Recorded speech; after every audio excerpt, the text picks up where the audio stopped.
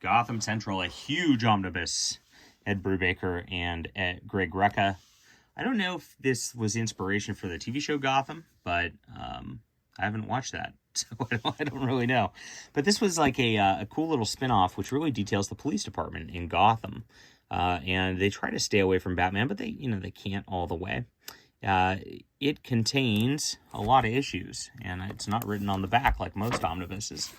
Now, it's got the standard DC just black cover with some embossment on it. And let's see, how many issues of this are there? It says 1 through 40. Yeah, so there are 40 issues. I think there's a couple one-shots in it also. All right. So, cool stuff. This is super noir. I love the art. This is like, it starts out with Ed Brubaker's collaborator, who's pretty often with him, Michael Lark. And he does a lot of these issues, at least all the covers. Let's see. Pencils by Michael Lark. Brian Hurt also gets involved with this at points. And then Greg Scott. Back to Michael Lark. Jason Alexander. So there's a few different guys, but Michael Lark's kind of the main guy. And it starts off with like Mr. Freeze killing some officers, and then they're trying to figure out what's going on with some situations here. We get introduced to a lot of cool characters.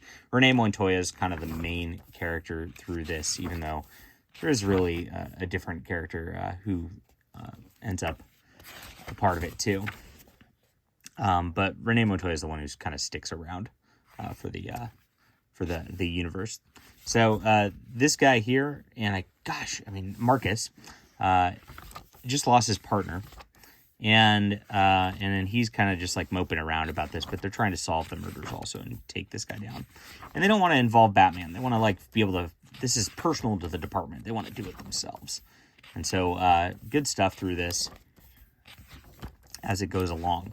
It ends up like almost every arc has like a supervillain involved with it who's part of like the Batman mythos. And I just love these like flat old school colors. It makes it look like an 80s or 70s noir book. And it feels really good. Renee Montoya, of course, gets a lot of attention because she ends up being a lesbian and brought into this, which, nowadays, like every character in DC seems to be some sort of gay at some level. It's kind of annoying. But what happens is Rucka, once he gets into these plots, actually really dives into the fact that, and like, her parents are disowning her, everybody hates her, and like makes fun of her for it. And she used to date Two-Face, I guess. So it's kind of, I don't know, maybe she got traumatized or whatever. But it's actually, once you get outside of Rucka's like issues where he's trying to make a like point out of it, she's actually a good character all the way around. So lots of stuff goes on. There's some cops like who get into trouble with things. They have a Joker incident, of course.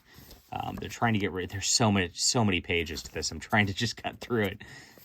It's a lot of issues, but I read this like in less than a week, even though it's 40 plus issues, because it's just so gripping. I didn't want to put it down. Ed Brubaker really does this noir stuff, and a lot of cops die.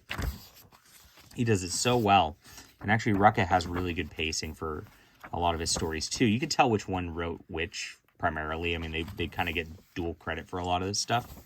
There's a character called Corrigan in the background too, and he ends up he's selling like stuff from the lockers, and he ends up in this like conspiracy where he's just like screwing off the whole department. And because Montoya goes and beats him up at some point, like they really like have to leave him alone, otherwise there's gonna be an internal affairs problem with him. And that ends up a big part of the department. Let's see. Jim Gordon is not in charge anymore. This lady's now kind of the commissioner, or I guess in charge of the department. She's and it's just a lot of fun all the way around. I mean, there's good mysteries. Like you get used to the structure of it after a while. I do love Lark's art too. I mean, I think he just dials in the noir emotion. They take down the bat signal at one point.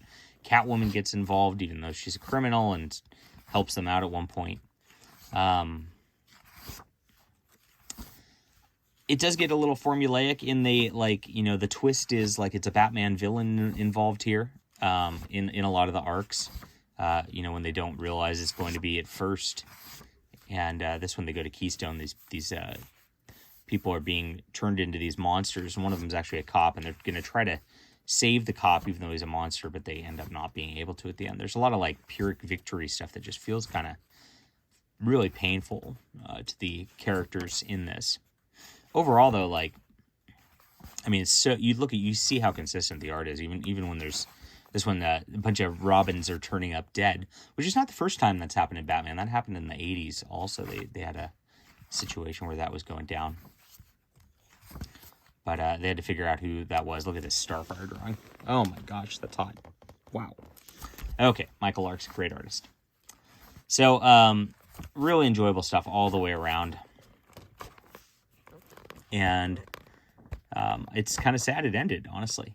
I feel like there could have been a lot more involved here. At the end, this is Corrigan with Renee, and that kind of built up over several different issues, as I mentioned. And she has to kind of turn in her badge at the end, and it ends there. It's like, what's going to happen to her? What happens with her? Is she going to come back? I don't know. And I would like to find that out. I don't know where this continues to be honest. I have to look that up and kind of research that. It's very standalone. So if you've not read anything else, but you kind of are familiar with Batman, so you kind of know who the characters are, Joker, Mr. Freeze, the Mad Hatter, etc., you'll understand this fine. They introduce, even though a lot of the characters start, I think, in Rucka's Detective Comics run, it's very standalone. Like, you could tell he was introducing and dropping characters in that before, but it works really well. And Ed Brubaker sets up the best mysteries in comics, like, all the way around. I could read his mystery stuff all day long. Great stuff. 9 out of 10. You know, there's a couple complaints. I mentioned at the beginning they did that whole storyline, you know, the my parents are disowning me for being gay, which is, you know, in 2022 is just super cringy at this point. But beyond that, like, I mean, this is a wonderful, wonderful storyline, and I gotta recommend it regardless of that. So, good stuff. Hit that like and subscribe button. Let me know what you think down below, and we'll be back soon.